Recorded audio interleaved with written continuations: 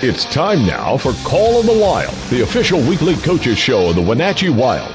Stay up to date with your team all season long with Call of the Wild.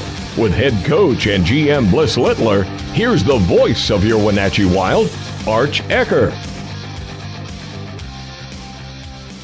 Hello and welcome to Call of the Wild, your weekly Wenatchee Wild coaches show. I'm Arch Ecker alongside Wenatchee Wild head coach and GM Bliss Littler. We'll be checking in with you weekly to follow all things Wenatchee Wild throughout the season. Coach, the summer ended up being a little longer than you might have anticipated early on, but a very busy, eventful summer through the recruiting process. Well, no doubt that season came to an end a lot quicker than we thought it would. Looking back, we'd take that team 10 years in a row, and I think you maybe win 6 or 7 championships with it. Just picked a bad time for some bad things to happen, and also ran into a really good Chilliwack team. But no doubt that did not sit very well, especially with the coaching staff and obviously many of the players.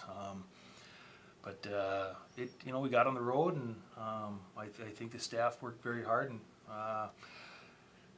even though guys are working hard and you're working for next year, that bad taste really was in our mouth all summer, and it really didn't change until we got the kids on the ice. And after the first practice, both myself and Chris Clark kind of made the statement that, you know what, it feels like we've moved on. So, but we definitely had a busy summer, and I think it was a very good summer as far as reloading the roster. One of the limitations you had to work against last year was the fact you could only put 22 players on your roster. This year, you've been able to add an extra slot. The limitation is now 23. Any other changes in your recruiting limitations or constrictions over the year? No, I don't know if it's applied is the right word, but we asked, I guess, to adjust, our import rule. And they told us to come back this year in January, and we'll definitely do that. And we worked with USA Hockey on trying to, a year ago we had 0 affiliates, and when we were down to 8 forwards in the playoffs, you could see that that was a big factor. That we just didn't have them. So USA Hockey, when we showed them that the issue, that when we have injuries in the playoffs, everybody else has 19 affiliate players, and we showed them the number of kids that were playing for Chilliwack and for Penticton in the finals. How many affiliate players were dressed in those games? I guess they realized the value and the importance of it. So they gave us 6 of them, but there's a catch to it that they have to play on our U18 or U16 programs, which in the future it'll give us an opportunity to help recruit those teams, which will make our development teams better with more high-end players. But when it was approved this year, the majority of those spots were already given up.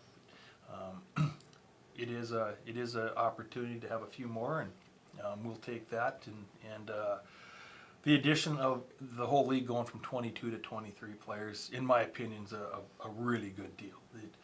In this league, there are a lot of midweek games, especially the second half of the year, where teams are playing injured, and sometimes when you're injured, you just can't get healthy, and by adding one more player, it might keep kids from playing really tired and being injured because of fatigue.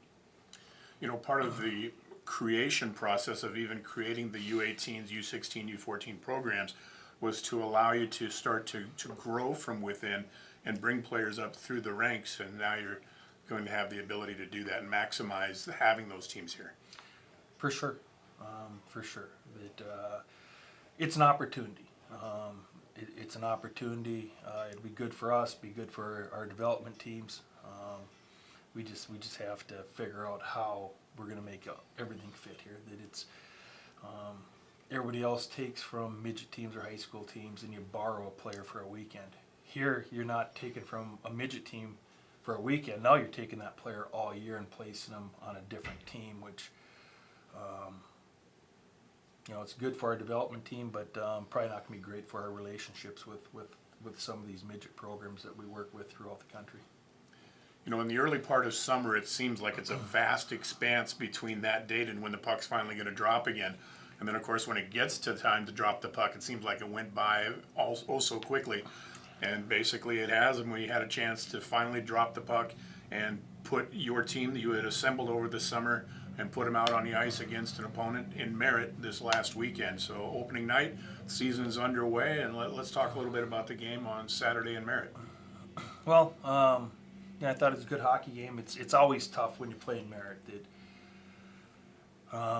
It's like you mentioned on the pregame show that it's like playing hockey in a bathtub. The rink is so tiny. You respect all the great players that have come through Merritt and in that program that they've done a wonderful job. I think I saw this is their 45th year there, where it's a program that's been around for a long time, but boy, it's definitely culture shock going into a building that's that small. That a lot of the things that we really work on making plays really get thrown out the window, and it turns into a game of who can get the puck out of their zone and who can get in on the goaltender and find a rebound and find a way to bat it in. Again, it's a small building. It's a tough building to play in. Joe does a great job up there in Merritt. He recruits a team that plays at home, that plays in that building extremely well. And being we're going to have to be in that division now, we need to find a way that we can have some success in that building. You know, an interesting facet regarding that game on Saturday for your team, it was the first game of the year. For Merritt, they had played the night before at home and lost to Penticton, so certainly they're a team that's kind of shaken off that opening night jitter. Now they're coming out with a determined purpose to start the game on Saturday. Yeah, for sure. That they played Penticton right away, so they played a team that was definitely going to move quick and have a lot of talent. I know there's always opening night jitters, and especially at home. And I'm sure we'll see some of those this coming Saturday against Vernon. But they get through that, and obviously they came out with a quick start against us. You know, one of the hallmarks of your team last year for sure was the fact that they never panicked and never buckled. They got down 2-0 on Saturday night, but no panic on the bench. The veteran leadership kind of stepped in and helped out and paved the way to a nice comeback. That and going on the power play. Again, we were fortunate there that we had several power plays in a row, and I think that does when you look at your veteran leadership, that down 2-0 real quick in the hockey game. Again, they didn't panic, and the younger guys looked at the older guys and said, "Hey, what do we do here?" Fortunately, we got on the power play, and eventually we got the puck in the back of the net to cut the lead in half, and went back on the power play, got another one, and we're fortunate to get through the period with the 3 power play goals. So the Wild kick off the season with a 5-3 win in Merritt on Saturday. Back on the road to Trail on Friday. We'll talk about that and the home opener against Vernon. And this year's new captain has been named. All of that when we continue with this edition of Call of the Wild on your Wenatchee Wild Hockey Network. And welcome back once again to this week's edition of Call of the Wild. Arch Ecker alongside Bliss Littler, head coach and GM of your Wenatchee Wild. This week the season continues. We'll start off on Friday at Trail in Cominco Arena. A very historic, storied building, a team that's going to play very well in that facility. You did just see them a couple of weeks ago in preseason, but a lot of that gets thrown out the window because preseason is a whole different animal. Yeah, we had 34 players. They had 30-plus players.